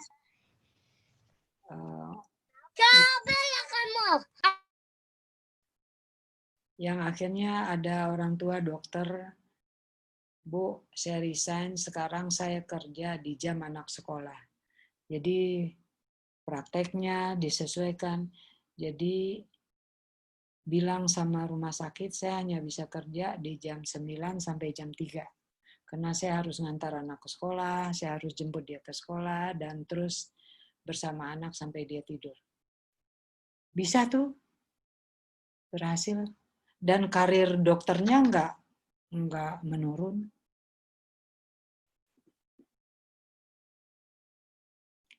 Hidup kita akan dijamin oleh Allah. Kalau kita laksanakan perintah Allah, kan Allah jamin. Itu banyak ayatnya di Al-Quran. Kalau kita yakin dengan itu. Jadi sekolah harus ajak orang tua bikin rencana baru. Jangan buat Allah kasih kita cobaan yang lain lagi.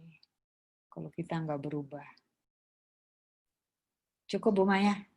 Ya Bu, ini ada beberapa pertanyaan. Saya bacakan sebentar ya Bu. Nanti Ya. bisa Ibu dirangkum. Satu-satu ya bacanya.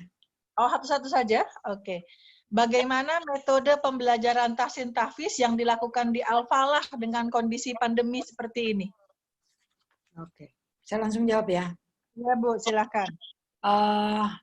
Seperti yang tadi kita sampaikan, jadi guru kan dimodelkan. Jadi guru merekam dan itu orang tua dengarkan ke anak, tapi bukan video, tapi audio aja. Kan mereka jadi hanya dengar suara guru dan itu sangat menolong. Dan kalau tulisan segala macam itu lesson plan melalui orang tua. Tapi alhamdulillah semangat. Ya, itu Bu Maya ya. Oke, Bu. Ya, kemudian berikutnya pertanyaannya tentang bagaimana jika orang tua memiliki anak pada beberapa level untuk mengajar di rumah. Kalau anaknya lebih dari 1, Bu. Heboh itu. Heboh betul, Bu. Iya. Ada satu ibu sampai bilang, Bu, saya angkat bendera putih, Bu. Nggak sanggup. Anak 4.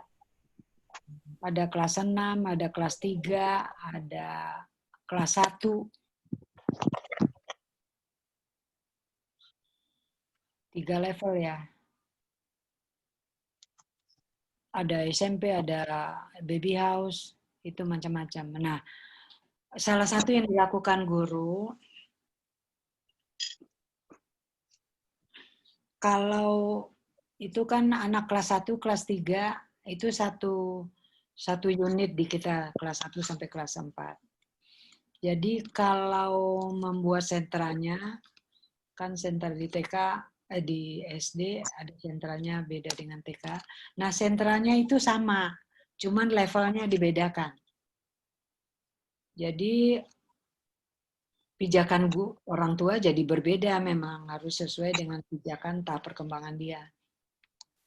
Tapi media mainnya untuk anak kelas 1 sama anak kelas 3 itu beda, tapi ditaruh di tempat yang sama. Jadi orang tua kayak mengajar 2 anak sekaligus.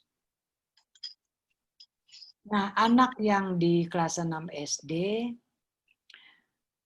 guru kasih program yang proyek-proyek dia, kegiatan dia yang menolong adiknya. Nah, itu malah orang tua jadi terbantu. Jadi program matematik dia, entah sainsnya, itu yang membuat dia bisa bicara sama adiknya, terus dia nanti bikin jurnal dia juga recalling dan bikin laporan ke guru. Sehingga orang tua malah terbantu. Ada juga yang yang ada 3 anak itu baby house, playgroup, TKA sama kelas 2 SD. Itu juga awalnya heboh, tapi kerjasama suami istri. Nah itu jalan. Jadi yang 2 sama ibu, yang baby house sama ayah. Nanti bisa gantian. Atau ayah bilang, aku main bebas deh, sentra sama ibu. Itu jadi kerjasama itu kalau suami istri bisa kerjasama itu sangat menolong. Nah kalau kerjasamanya dengan bantuan tante om itu agak sulit karena tante omnya belum pernah ikut PPOT di kita, belum lihat program sekolah. Nah itu pijakannya jadi nggak nyambung. Jadi kalau tidak sama, cari solusinya begitu Bu Maya. Iya, Bu. Mudah-mudahan menolong ya. Iya. Tapi Mungkin kelas 1 SD sudah bisa loh membantu orang tua untuk main di sentra bersama adiknya yang TK. Hanya TKA dengan playgroup itu susah digabung. Itu akan konflik ya. Oke, begitu. ya, Bu. Mungkin kondisinya masih jauh. Ya, masih jauh. Bu Maya ngomongnya gini. Oh iya. Kondisi kita sedang diupayakan untuk bisa berjalan ke arah itu. Iya, betul. Kalau bilang jauh, kayaknya capek nanti. Betul, Bu. Kondisi kita diupayakan untuk mencapai itu. sedang Pertanyaan- berjalan ke sana. Iya, Bu. Pertanyaan berikutnya, Bu. Bu Wismiarti, saya bertanya, bisakah Ibu menceritakan pengalaman bagaimana guru pendamping khusus di sekolah Ibu di sekolah Ibu mengajar siswa ABK saat anak harus belajar di rumah? Yang anak guru anak ABK, Bu. Oke. ABK di kita, definisi umumnya begini, Bu Maya. Dia tidak punya program khusus ABK. Al-Falah nggak membuat program khusus ABK. Itu yang harus kita pegang dulu.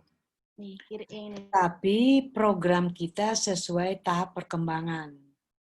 Nah, yang membuat dia anak spesial need itu usianya misalnya 7 tahun, tahap perkembangannya seperti kondisinya anak 2 tahun, motoriknya anak 5 tahun, afeksinya anak 3 tahun, kayak gitu. Nah, kita bikin lesson plan untuk tahap-tahap itu. Jadi kurikuler domainnya itu nggak di satu level. Tugas kita pertama berusaha untuk mensinkronkan level-level ini, afeksinya, kondisinya itu sama. Baru kita bawa. Tapi walaupun misalnya motoriknya sudah di usia 5 tahun, kita tetap kuatkan dengan kegiatan-kegiatan. Tapi kita harus bawa nih 2 tahun ini dengan cepat. Satu program 1 tahun bisa membawanya menjadi ke usia TKA. Nah, pendamping khusus kita itu bukan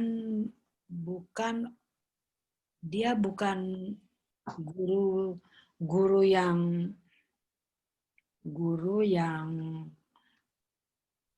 bukan guru senior, bukan guru yang tidak tahu, yang kemampuannya sederhana, dia hanya mendamping, enggak.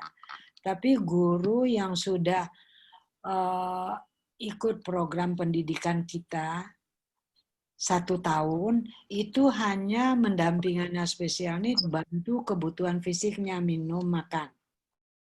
Tapi program belajarnya masih dipegang guru senior. Terus kemudian nanti kalau dia sudah 2 tahun di Al-Falah, baru dia mulai membantu main bebas anak. Tapi di sentra itu masih di-guide oleh guru sentra. Nah, kalau dia kayak sekarang, guru-guru kita yang senior, yang junior tuh ada 3 orang, sudah 4 tahun di Al-Falah, dia udah seperti guru senior. Nah, dia menemani anak KBK itu udah seperti nggak sekedar ditemani, ya dia memang dapat program yang serius gitu. Hanya kita tidak seperti kayak ada program khusus untuk dia, tidak. Jadi kalau dia sensori motornya masih kayak anak, kita punya kemarin kasus itu 8 tahun, sensori motornya kayak 2 tahun. Itu main bebasnya di bahan alam.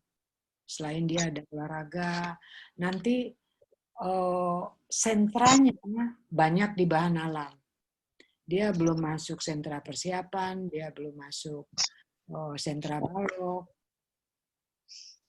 Itu yang membuat dia jadi spesial. Tapi secara bertahap sekarang dia sudah di SD, dia udah bisa masuk sentra. Ya. Jadi kalau anak spesial ini dipegang oleh guru yang nggak mengerti, ya dia jadi nggak maju.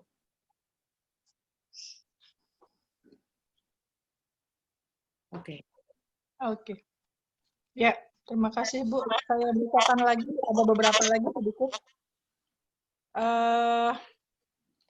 Pertanyaan pertama, bentuk laporan orang tua ke guru berupa apa ya? untuk memastikan media yang digunakan di rumah yang akurat atau tidaknya, bagaimana untuk mengetahuinya? Cara menyiasati pemukangan siswa dengan guru seperti apa kalau tanpa gadget? Apakah ada sanksi untuk orang tua yang tidak memberikan laporan? Terima kasih sebelumnya. Sanksi apa?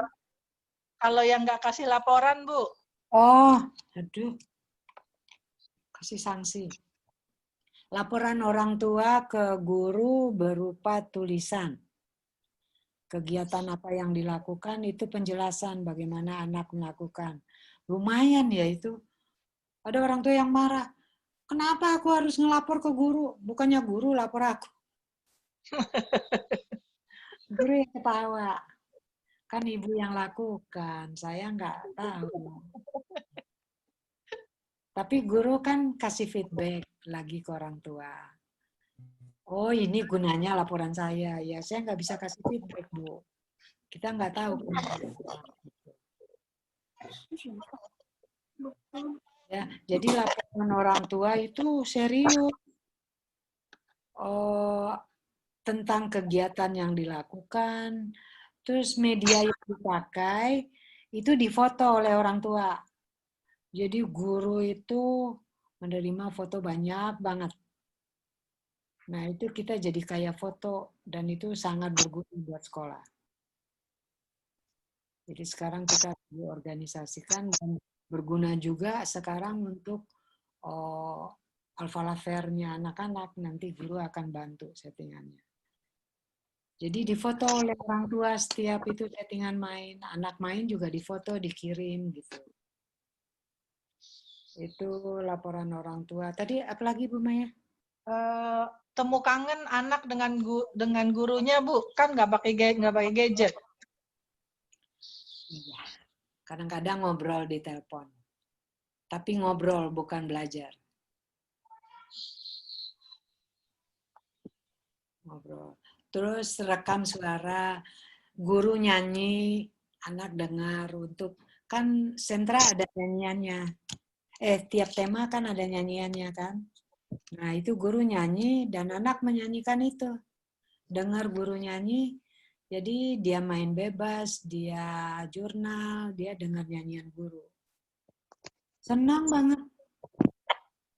Bisa guru direkam storytelling, terus anak dengar dari suara aja.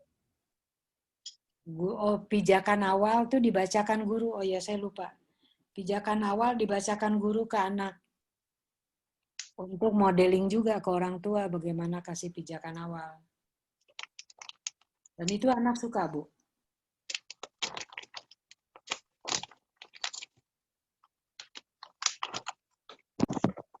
Ya, selama COVID ini guru sibuk banget ya.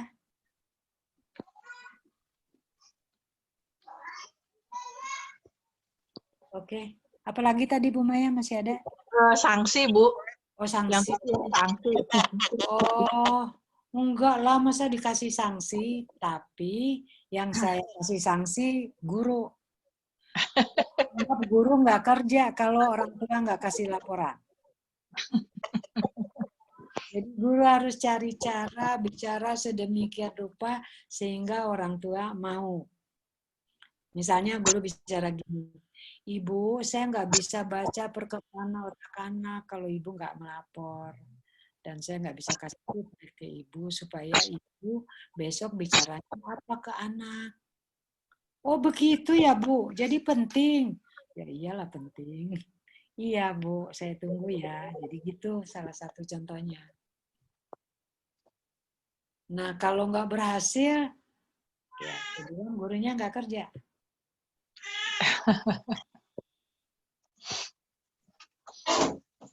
Jangan penalti lah. Orang tuanya nanti nganggur. Ya. Lagi nih ya, Bu. Ya, silakan. Bagaimana solusinya bagi kami sebagai guru harus memperhatikan murid dan mengevaluasi, juga sekaligus sebagai orang tua, membimbing untuk dilaporkan ke gurunya, juga mengerjakan pekerjaan rumah tangga, juga sebagai pedagang karena COVID berimbas ekonomi. Sedangkan kita juga harus memperhatikan kesehatan untuk tidak terlalu capek. Bagaimana mengatasinya agar berimbang. Sedangkan ayahnya sudah mulai bekerja kembali di luar. Anaknya ada di toddler kelas 1 dan kelas 5. Ini bagaimana kita men-setting pikiran kita. Kalau kita merasa tugas kita berat dan banyak, Ibu mau dikurangi oleh Allah. Tinggal pilih Ibu mau dikurangin yang mana? Anak atau murid? Jadi tergantung cara berpikir kita nih. Allah udah janji kalau Allah kasih kita tugas, itu pasti kita sanggup menyelesaikannya. Seperti ada orang tua nih ikut PPOT Bu Maya dari sekolah lain. Iya. Waktu ikut PPOT itu lagi hamil anak ke-11. Itu zaman sekarang kan. Itu yang peserta PPOT yang lain, wah kaget banget. Terus saya bilang, Allah kasih 11 berarti Allah udah menakar ibu ini sanggup ngurus anak 11. Ya. Jangan merasa hitungan Allah tuh akurat. Nggak mungkin Allah kasih ke orang yang nggak mampu. Masya Allah. Anda merasa mampu nggak? Nah, saya kasih contoh nih. Saya pernah dikasih buku. Bukunya bagus, Sri Kapti. Tentang kehidupan wanita di Afghanistan. Wanita di Afghanistan pada waktu itu ya, itu bukunya udah berapa? 15 tahun yang lalu mungkin. Pada waktu itu, kalau hamil harus melahirkan sendiri. Ada yang sanggup nggak? Belum pernah nyoba. Dia harus melahirkan sendiri karena wanita di sana nggak boleh sekolah. Dan mereka nggak boleh berobat ke dokter laki-laki. Jadilah mereka tidak bisa. Jadi dia melahirkan 3 anaknya sendiri. 1 keguguran, 2 berhasil. Dia anaknya hidup. 1 meninggal gitu. Terus dia harus mengurus peternakan keluarga. Kasih makan hewan piaraannya dia, angkat kayu bakar untuk perapiannya mereka di samping mengurus rumah tangga.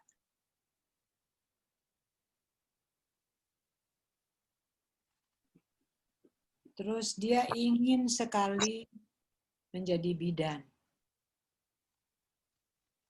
Dia belajar dan dia ingin melamar tapi nggak boleh, tidak diizinkan.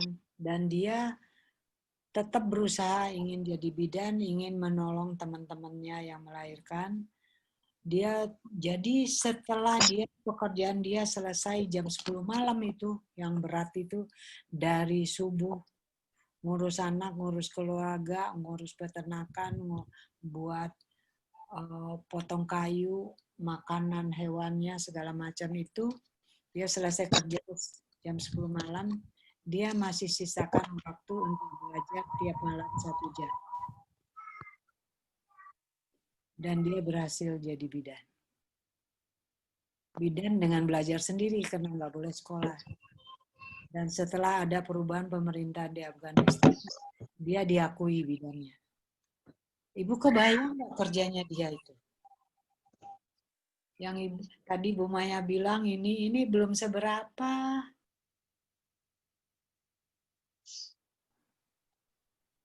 Jualan nggak ngurus kayu bakar, harus motong kayu, bawa ke rumah untuk perapian di rumah. Dan itu dia kerjakan semua.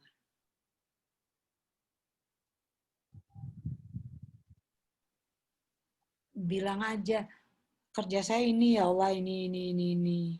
Menurut Engkau aku bisa laksanakan ini. Tolong bantu ya. kerjain, bismillah, selesai. Percaya deh.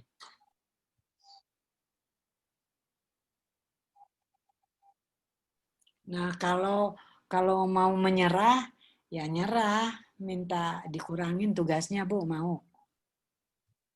Jadi, caranya bagaimana? Tata pikirannya.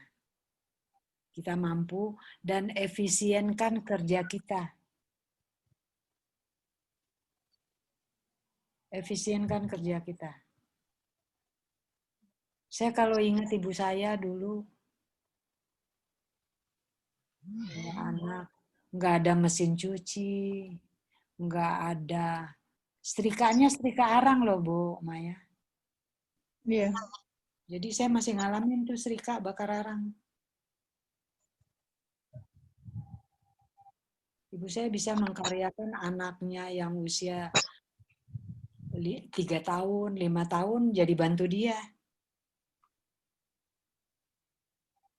Ngaturnya. Jadi kita belajar, kalau Piaget bilang kan anak itu guru kita. Kita belajar dari anak dan kita jadi tahu cara ngurus dia. Kalau percaya sama Allah, kita dikasih tugas begini banyak, Allah percaya kita bisa. Kerjakan. Nah, sekarang neuroscience bilang, kalau kita ingin tugas kita selesai dengan apa? Kalau dia bilang peak performance ya, dengan capaian hasil yang paling tinggi dari kemampuan kita yang kita bisa. Yang ngomong saya gimana ya? Kok ribet banget. Betul. Kita mencapai peak performance-nya kita itu, ada 3 hal yang perlu kita lakukan. 1, lakukan semua itu dengan senang hati. Jadi ikhlas, terus kerja. Kalau nggak nyanyi ya zikir lah. Ya, kerja zikir. Apa aja kita bisa baca. Hasbunallah wa ni'mal wakil. Itu diulang-ulang sambil kerja kan bikin kita nyaman ya. Atau astagfirullah atau subhanallah. Kerja dengan nyaman, otak kita akan bekerja dengan sangat kuat. Dia harus bersemangat.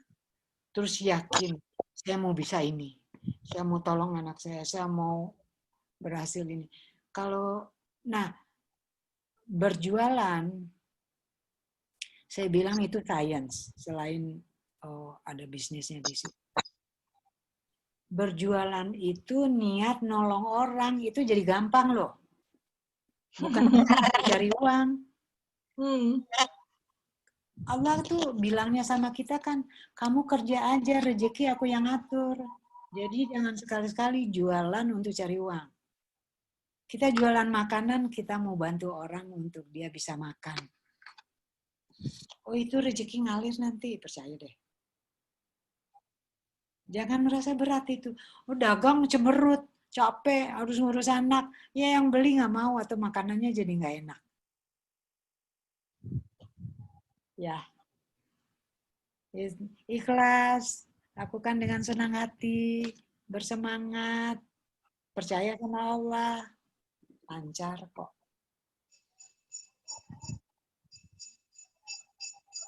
Saya suka bilang begini Bu Maya sama guru-guru Al-Falah. Anda kalau ngeluh capek sama saya nggak mempan. Saya dari dulu kerja, bangun jam 4 pagi, tidur jam 11. Ya nyetir, nganterin anak, ya kantor, ya praktek, ya nganterin anak lagi sore, terus terus praktek sampai jam 9 malam, pulang, beres, tidur. Nyetir aja 100 kilo lebih per hari. Wah, itu nggak berhenti. Dan saya bayar tidur, jadi kalau hari Minggu tuh tidur benar. Jadi kalau ngeluh capek sama saya, nggak mempan. Oke, itu Bu Maya. Iya Bu, subhanallah. Ya, Allah udah kasih sesuai dengan kemampuan kita. Ya harus diyakini itu. Ya, kalau kita pengen terus dapat itu ada sama kita jalan dengan ikhlas. Subhanallah. Ada 3 lagi nih Bu, sebentar ya Bu, 3 lagi. Ingin izin bertanya, apakah di Al-Falah ada ketentuan berapa jam seminggu pembelajaran online anak? Oh, untuk kelas 5 sampai kelas 6 mereka hanya pegang gadget 1 jam sehari. Ya. Kelas 7 sampai kelas 12 kalau perlu dengan proyek mereka. Jadi kalau mereka perlu sesuatu untuk proyek mereka, mereka boleh buka gadgetnya. Terus ada online sama guru waktu buka kelas, sama tutup kelas. Di lain itu bebas gadget. Jadi kita berjuang banget anak jauh dari gadget selama COVID ini. Karena akan membuat dia tantrum di rumah. Kenapa gadget itu sangat mengganggu? Begini, kalau mata kita lihat dekat, itu otot matanya kontraksi. Kalau mata kita lihat jauh, lihat pohon, itu otot-otot mata kita relaksasi. Nah, kalau dia dengan gadget berjam-jam, itu akan membuat dia capek banget. Tapi dia nggak mengerti ini capek kenapa. Karena dia fisiknya nggak bergerak. Itu satu. Yang kedua, kalau dia dengan gadget itu otak depannya tidak terhubung dengan bagian otak yang lain. Padahal di otak depan itu ada executive function, otak depan itu koordinator otak-otak kita yang lain. Ada juga yang bilang otak depan itu untuk interaksi sosial kita. Jadi tidak aman kalau dia terpisah lama dari bagian otak yang lain. Jadi guru hanya buka kelas tentang menjelaskan tentang materi hari ini, kegiatan hari ini, proyek hari ini. Nanti tutup kelas, anak juga recalling dengan anak-anak, itu juga setengah jam. Itu untuk SMP SMA, tapi 5-6 hanya dijaga 1 jam 1 hari.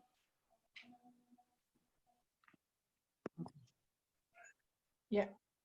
Kemudian adakah referensi buku atau bahan bacaan yang Ibu rekomendasikan untuk membangun karakter anak dalam masa pelajaran daring? Banyak, Bu Maya. Iya. Banget. Untuk dibaca anak atau dibaca guru? Untuk dibaca guru dan orang tua kali, Bu. Oh iya, banyak. Saya banyak banget itu, 3 lemari.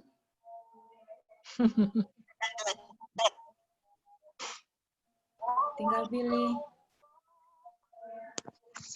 Iya. Yang lagi kemarin karena kita lagi bikin buku sama Bunda, misalnya kenapa kita harus tidur, itu sebetulnya menjelaskan bagaimana otak kita bekerja.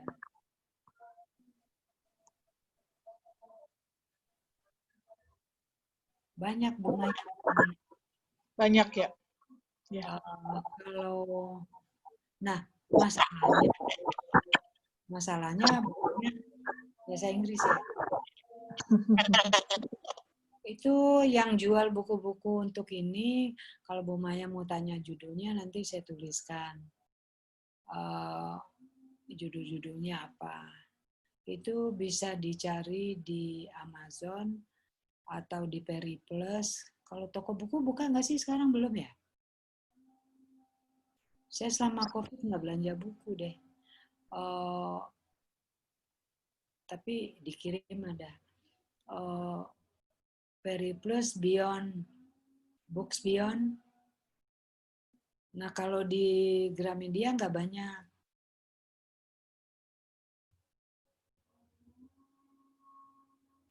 Kalau mau nanti saya tuliskan judulnya apa. Jadi kalau untuk remaja ada itu tentang otak remaja, ada tentang brain food, ya, makanan untuk otak, apa yang baik untuk makan pagi. Ini orang tua perlu ini ya, apa yang baik untuk makan pagi, makan siang, makan malam, yang membuat anak-anak lebih tenang, lebih kalem. Kalau salah makannya, sulit tidur malam hari, masih aktif sampai malam gitu. Bu, anak saya kok masih lompat-lompat sih? Jam 9 malam, jam 10 malam. Ya iya, jam 9 malam minum teh manis. Kan jadi salah. Oke, gitu Bu Maya kalau buku ya.